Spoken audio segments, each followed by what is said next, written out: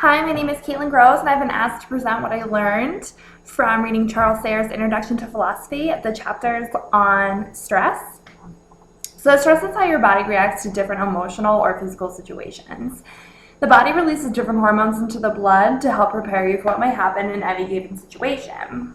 When these hormones are in your body for an extended period of time, it can cause negative effects on your body. Your immune system can weaken, and that's going to make you more likely to catch different viruses or diseases. It's also going to make your body less likely to heal after it's been sick.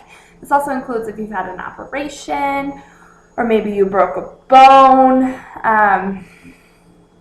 The increase of the hormones activates a part of your nervous system that's responsible for your reaction to something. It activates what's called your fight or your flight, and that's going to be if you approach a situation fighting or if you're going to flee from a situation. This part of the nervous system also causes your heart to speed up and makes your breathing faster. Because of this, heart disease is also possible when someone's under stress for a long period of time. So the heart is working in overtime to pump out more blood because your arteries are constricted. So this is a non-constricting artery when you are not stressed.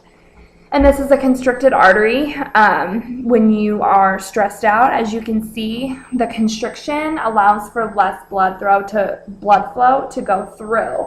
So that's why the heart needs to pump overtime, basically. And this is what causes your blood pressure to rise. So there's a lot of good ways to combat stress and all of these negative effects. Positive thinking is a great way to combat stress. There are 3 different kinds of positive thinking. There's optimism, self-efficiency, and hardiness. Optimism is when you expect good things to happen instead of negative things. So people like to say the glass is half full. Self-efficiency is the thought that you control the positive or a negative outcome of a situation.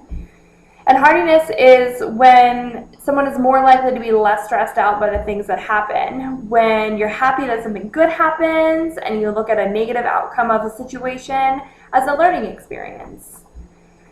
It's important to manage the stress that you have in your life because of all the negative effects that it can have on your mental and your physical well-being. Too much stress in your life can cause you to lash out at people you care about, which could damage your relationship with that person. It could make you hard to work with. It can make you sad. So managing your stress can also make you a happier person. In retail, there are a lot of different things that could raise your level of stress. Unhappy customers, not making your goals, missing money, make sure you pass audits. These are all factors that can impact your stress level. In my experience, if you're not making your goals or missing money, it's best to bring in a support group to talk about what can be improved.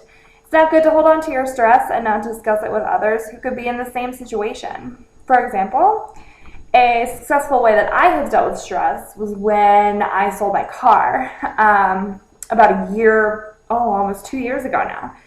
I sold it to a coworker, and she took a long time getting new plates and getting it registered under her name. Unfortunately, I moved to Nevada from Maryland, so there wasn't a whole lot that I could do about it.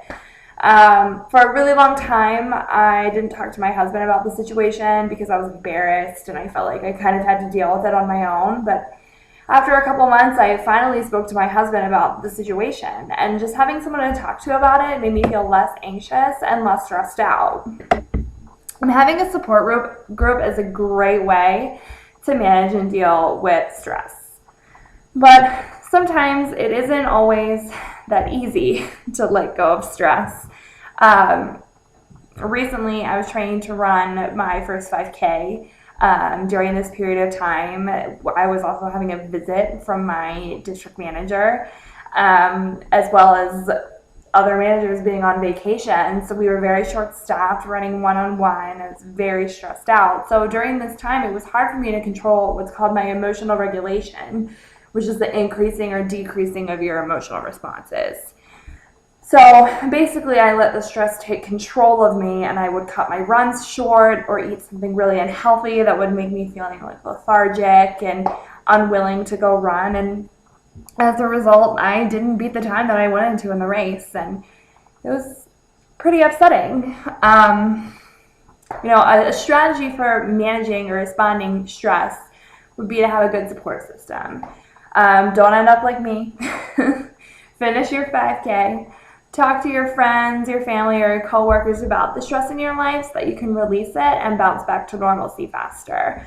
The more you let out how stressed you are, the